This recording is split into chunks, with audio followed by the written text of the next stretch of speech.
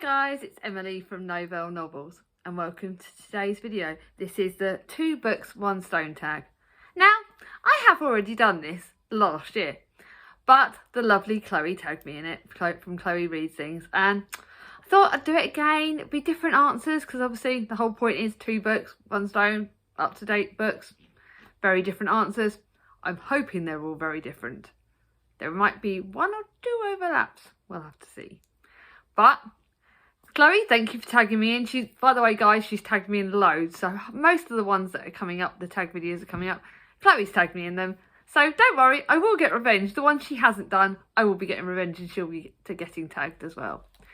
Anyway, what I will do is I will add the link to my original video for this, which actually does have the prompts in it. So I'm kind of cheating because the prompts are on that video. But, you know, you could also compare the answers, look at another video. Hope you enjoy it. Let's see how much I've changed over the last year, hey? So, the first question is, what is the second to last book you've read? Just finished an audiobook, so this I finished at the weekend, which is Fairest, which is the novella, which is 3.5 in the Lunar Chronicles. Buddy technically was supposed to buddy read it with Clint, but kind of flew through it at the weekend because it's very short, very amazing, and I absolutely blooming love it. I loved every single one of the Lunar Chronicles books so far, and this does not disappoint.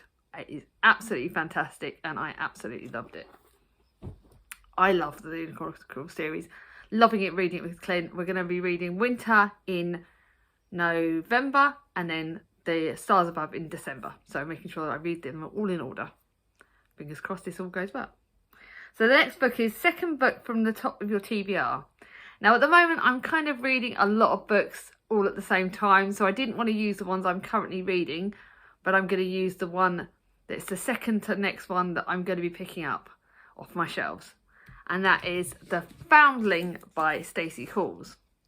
Now, I read The Familiars with Amy from PSI Love Books this year.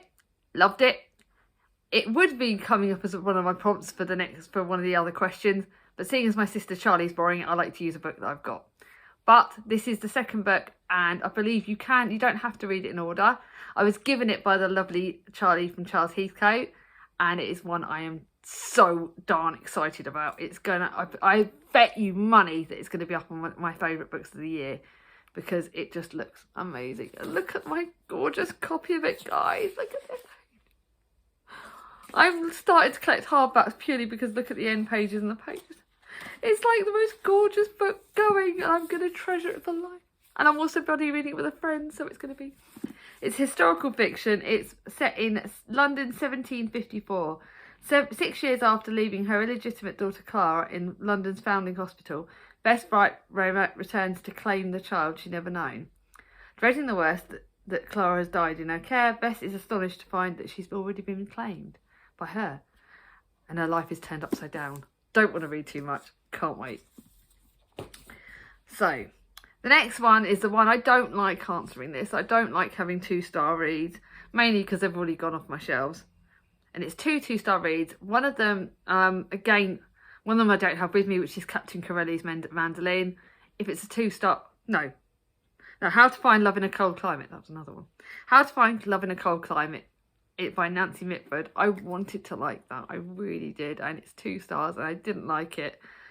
Yeah, that was very hard. And then one I've only just finished, which is Why We Broke Up by Danielle Handler. It's just blah blah blah. YA. If you like YA books, you probably would like it, so maybe I might check if Chloe wants it, but it's just a bit blur for me. It's YA and it's just too YA, and I'm too old for this book, so maybe that's why it's rated a 2-star, but blah, blah, blah, blah, blah. It's going back on the charity shop list.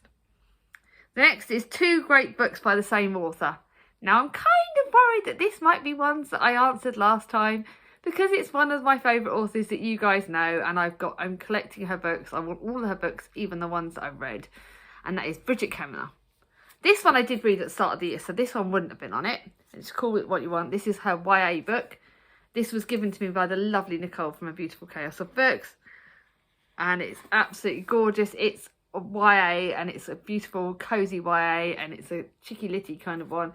Rob had it all, but when his dad was caught embezzling funds, everything changed. Now Rob's a social pariah who's lost everything. And then Megan was a typical overachiever until the pressure got too much. Love this book. Buddy read it with Chloe this year. Absolutely loved it. It's one of my favourite books of the year as well.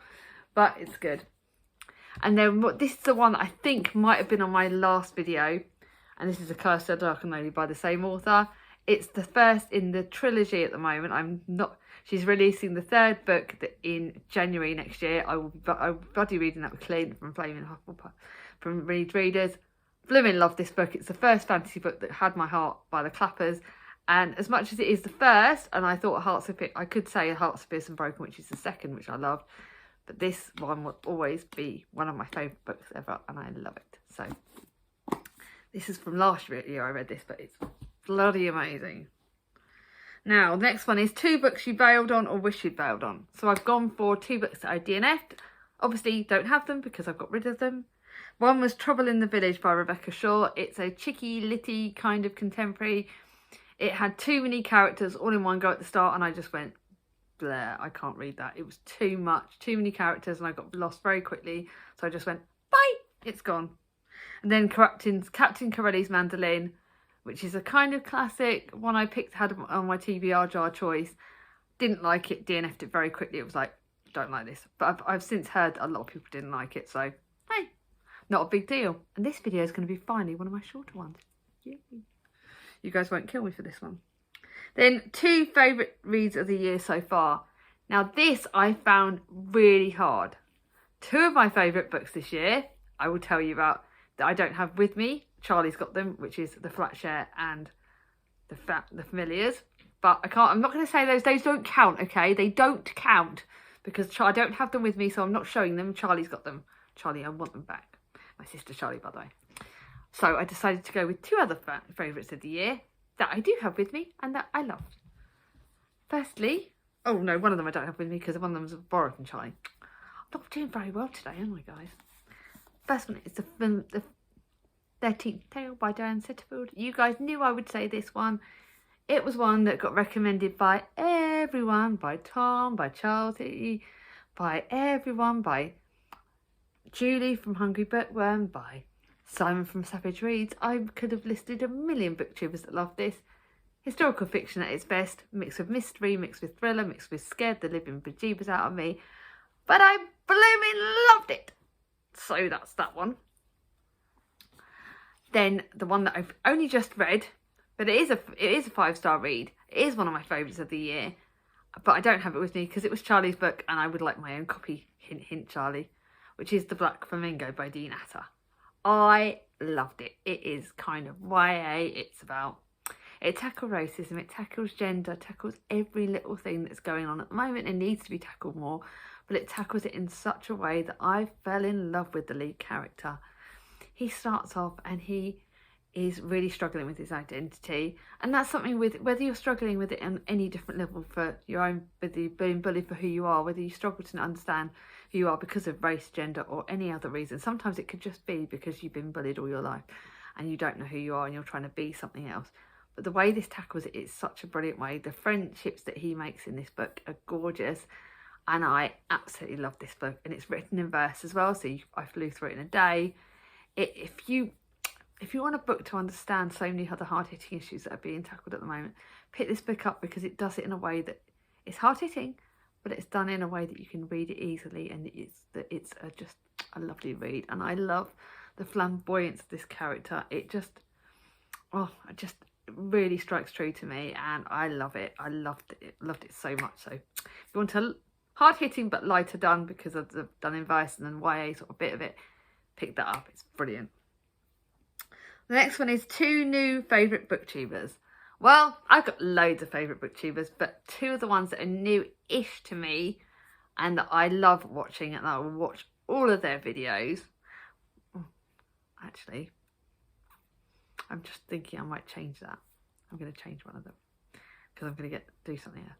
One of them, I'm going to go for 2 booktubers that I'm recommending that are new to me, that are similar books to me, and I'm going to say their names and they are just brilliant. And that is, the first one is Olivia's Catastrophe.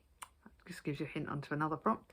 is Olivia's Catastrophe. I started following her because I've got recommended her by a fellow booktuber, and I love her. Yes, she's young. She's brilliant. She is colourful. She likes so many similar books to me. She does so many amazing videos. Like, her videos, they're creative, they're fun, but they're informative and they're so good. She's just, oh, and also she replies, she looks at my videos as well. She's a friendly person. She's a lovely lady. I hope she watches this video, and I hope she sees that I'm saying you're absolutely blooming amazing, Olivia. So check her out. And another new-ish, I would say she's newish to me, is Read a Book Gem. And she's just joined Instagram. She joined Instagram this weekend, and I absolutely love her. Gemma is amazing. She loves so many of the same books. But last month, turned out we read actually very similar books at the same sort of time. The same books, two of the same books without planning to read it. We're starting to plan some buddy reads because we like historical fiction and we like classics. She says that Wuthering Heights is one of her favourite books. She had my heart when she said that. She loves them. She loves a lot of the same books as me, and I absolutely adore her. She's also such a kind, caring person. So check her out. They're two very similar channels to me. Now, a book you've read twice. I've cheated a bit and done two. First one is Wuthering Heights because it's my favourite book ever, and I've read it at least twice. I think I might have read it more than that, but I had to include it because it's brilliant. Then one I know that I've read twice, and it changed my opinion. First time I read Heartless, didn't like it, struggled with it, thought yuck. And then the second time I read it, I fell mad, head over heels in love with it, and it is brilliant. Fantastic book. It's a retelling of Alice in Wonderland. It's brilliant, and I fell in love with it. Thank you, my sister Charlie, for encouraging me to read it. Thank you, Julie Hungry Bookworm, for giving me this copy. Love it. It's one of the rare books that I'm going to save. Now, the next one is two fabulous quotes from books you've read recently. I'm no good at reading quotes because I don't remember them. I've got a ditzy memory. So what I've done is I've picked one quote from a book that I'm currently reading at the moment. I'm reading it with the lovely Krista from Books and Jams. And it's from, I'll show you the book. It's from Emily of New Moon. It's a bit of a longer quote, but to me it's strong. It was one that me and Krista both liked, this quote. And I'll safely say at the start, Emily is very lovely young lady, young character in this girl. She's a girl. It's a middle grade book, and at the start of the book she finds out that her father is dying. She lost her mother when she was younger, and this is where her father is talking to her about death, and it melted me, broke me, made me cry. But it's also one I think really needs to be said in this beautiful way. And he put, "You mustn't be afraid of anything, Emily. Death isn't terrible. The universe is full of love and spring comes everywhere. And in death, you open and shut a door. There are beautiful things on the other side of the door." Right now, it's a tough time of year because it's coming up to the anniversary of my dad's death. And to me, death is something that's very much at the head of my mind. And I love that idea. I love the idea that he walked through the other door and he saw the other side. And the people that I've loved are on the other side of the door. And as a Christian, I do believe that they've gone to heaven. And there is another side to the door, but it's beautiful. And it's one that I think I will talk to my kids about, and it's one that I'll explain when they have the unfortunate things of losing someone they love. I'll explain that. So I just thought that was brilliant. Now the next one is to tag two people or tag a number divisible by two. So I'm going to tag Danny from Spinelli Speaks. She started tagging me in videos. Amy from PS I Love Books. The one that I was going to mention the two of my favourite booktubers because she is a new favourite booktuber. Becca from Becca's Bookshelves. And I'm also going to tag... I really can't remember her name, but I know her lovely channel is Fully Booked. I will link her channel below. But so the lovely lady from Fully Booked. Can't remember your name. Sorry, my brain's ditzy. I do love your channel and I'm going to tag her. So there are four booktubers that I'm tagging. And if you like this video, give it a thumbs up. If you're new to my channel and not subscribed yet, ring on my ding-a-ling. And I'll see you all soon.